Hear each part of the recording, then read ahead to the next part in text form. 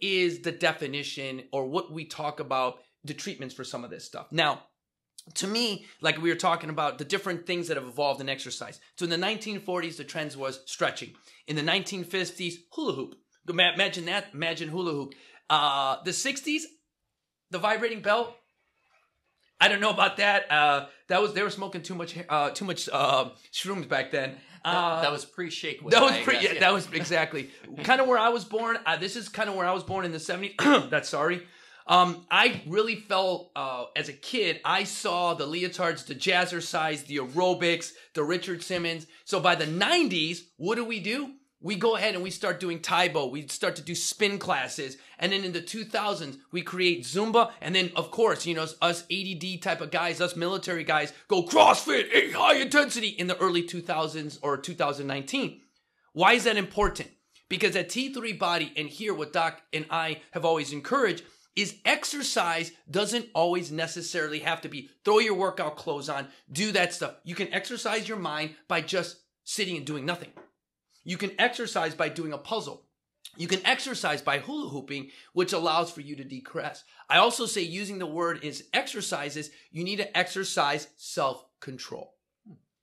And that's really hard for someone that's bipolar ADHD. For me, how do I have to do it? Is I stay more organized. And by being organized and working in that proactive manner, it helps. Now, Doc, you've seen in the practice here, people have come in, they've talked about stress, they've talked about this. Now, levels wise, documentation wise, you know, we can go ahead and run tests and we see that, you know, we see someone that has high cholesterol, high this. Why do they never think stress is incorporated with some of those lab results? Well, it's difficult to, isolate, if we're talking about research studies and things like that, it's difficult to isolate, exactly what role is stress playing into someone's cholesterol going up, in someone's blood sugars and diabetic figures going up. But when you talk to patients about their stress, you can see a very direct correlation with how they are feeling and what their motivation is to do about some of these other things. If you are sitting and obsessing about, I've got to get this done, that done, and the other thing done for work before everything else can happen, and you're thinking about that 24/7, that exercise, that fitness, that self-care never gets a chance to take place.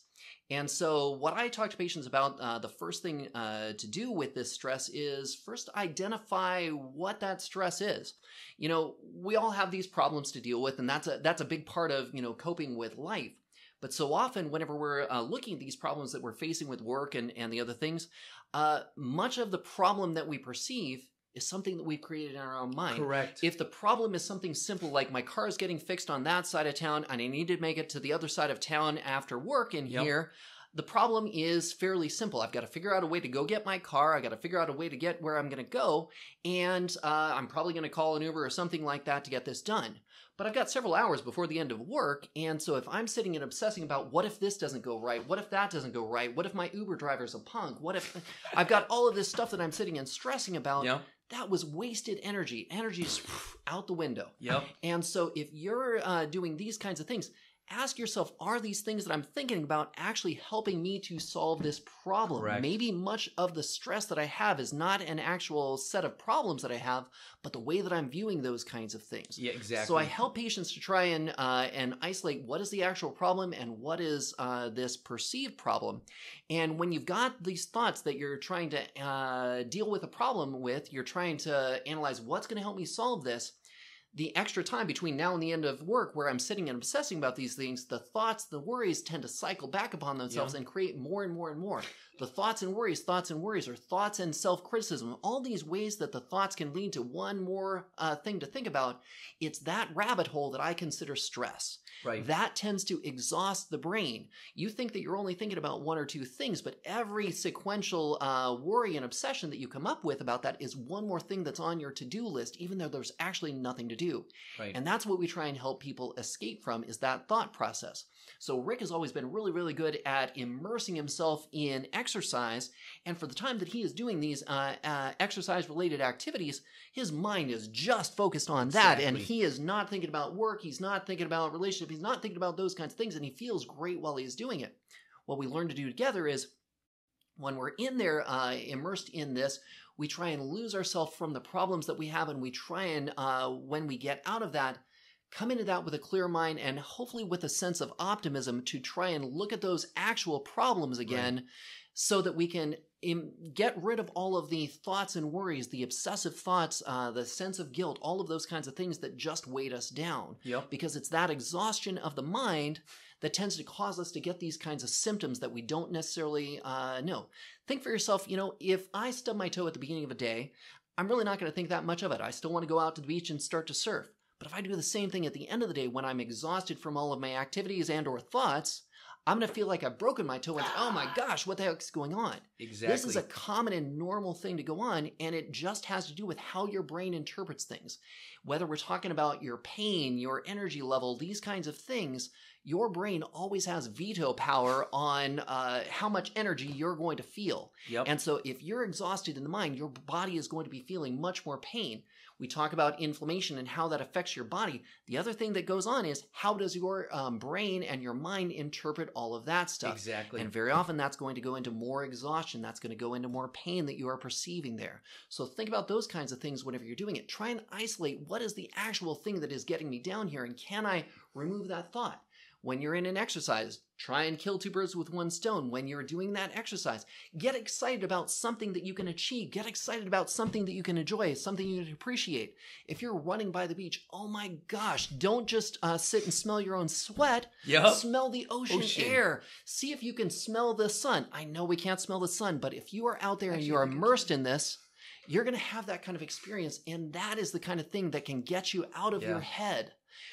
That is really what we want to try and do. When I was an ER doc, the things that would stress me out were not the kinds of things that you would expect. It wasn't the bullets in the chest or the hearts that had stopped beating. I love that shit. Yep.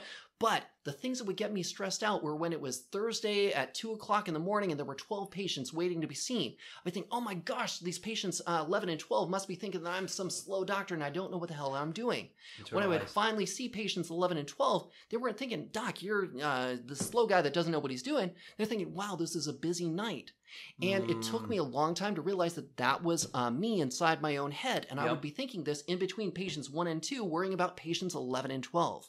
I had to learn to be in the moment in there. And these are the kinds of things that you can apply to your life and use the exercise as a conduit to get yourself out of your mind and give yourself a chance to cleanse yourself. Like after an argument, you can come back and be that better person, that better partner. When you come back to your work, if you've cleansed yourself, you can be that better worker that can find the joyful moments that you've had all along. They've been there. We just didn't stop to smell the roses. And that's why exactly, smelling the roses, I use the word transition. We so often aren't transitioning that part of it. You said smell the sun. I want you to know, I have smelled the sun. I don't know what it smells great, because what I say is this. We live in paradise here in Encinitas, all right? We do have the ability, but you'd be amazed, Doc, on how many people I take to the beach. They go, I don't go to the beach as much as I should. Now, I come from Chicago, you guys. Now, Lake Michigan, when I used to do Ironmans in there, would say, be advised, the E. coli virus is in Lake Michigan. Swim at your own risk. And I'm like, hell yeah, I'm swimming. I trained all this thing. E. coli virus, all right? There's little syringes that are floating in the water of Lake. By the way, that's bacteria. That's bacteria. Yeah, there you go. Yeah. And you're sitting there, but here's the thing. I don't have that here in Encinitas. When I would run here, yes, it was so therapeutic because I would smell the sun. I would see the sand. And in my practice T3 body, we literally just go to the ocean, and Esteban, my producer, will say, we just sit there and I do what? Listen. And we listen to the nice. But here's the thing. Yes. Doc and I have said this over and over and over again. As I walk around the practice, I love that. When we were here, we only had one. Now I see 3 of them. Sleep apnea machines. Yes, because when I met him, I was Tyler Durden. I literally had 2 jobs. I would park in that parking lot and sleep for about 45 minutes because I worked a night job at Belmont Village, and then I would come right here and work a full shift. I barely slept because I was ADHD, had too much stress, and which I didn't think was stress, and I would just work right through. My back was hurting, my thighs would hurt. I mean, literally, Doc would be like, what's going on with you? In a good way. I was still productive, but I wasn't sleeping. So now in all my videos, you talk about sleep hygiene, I talk about this. But one thing that I notice is that It's a competition to some to sleep, meaning like, hurry up and go to sleep. I got to go to sleep. And I use this analogy. You tell your body, all right, I got to rest. That's stress of the day. You know, that fight with your wife, the guy that cut you off, that's just stays in your mind. You're like, oh, I'm relaxing. So what I often recommend is 15 minutes before you go to bed, you don't do anything. You get rid of the electronic devices. Maybe you read a book that you enjoy, some relaxing music, some aromatherapy. So when you go to bed, you've lengthened your body in a way and cleared your mind out a little bit. You know, I talk about that brain dump, things I want to do first thing in the morning, things I want to do by 12, things I want to do by 3, things I want to do whenever, have my daughter smoke less marijuana. Yes, that's a problem. Yes, I got to talk to her. But if I don't do that, I go to bed like this, like, oh, damn it, I better sleep. Versus doing this. Now, I still can't solve every problem, but at least I've given my body that ability to try to start healing and get itself to sleep faster so that it can start healing. Now, Doc, you've talked a lot about, sleep hygiene and sleep apnea and this. How many people have you heard, or like they come and do this sleep test? What ends up usually happening afterwards? What goes on after?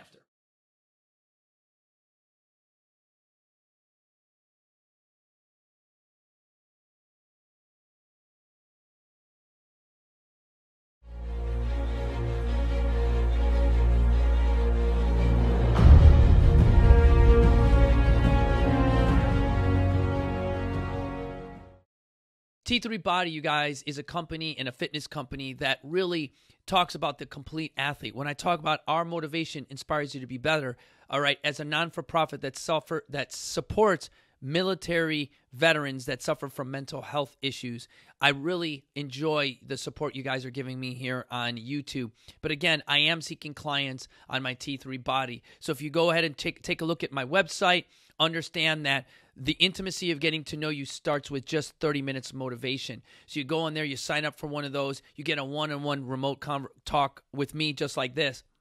Then I encourage you to go and look at one of my training plans, download a 4 to 8 week training plan, and really kind of just test your body, test yourself, and just really start to get yourself ready to then do the next thing is where you get 4 or 5 of your friends together and dare yourself to be better, where there you have a little bit more of my information along with my training plan. You get some remote sessions with me regardless of where you're at. You notice if you're watching me on YouTube right now, you can hear my voice and I can train you, all right? And that 45-day dare is a great way to just see and challenge yourself to really do the final thing is become a member. Being a member with me is a commitment, and it's made for just an elite amount of people. So when I talk about membership here, I really talk about a really elite group of individuals who really understand our core values of God, country, family, and really live by and have really adopted where our motivation inspires them to be better. So I wanted to touch on that, you guys, and really use that so that individuals like yourself who are getting better and inspiring others that understand that, you know what, we do need your support to keep everything going.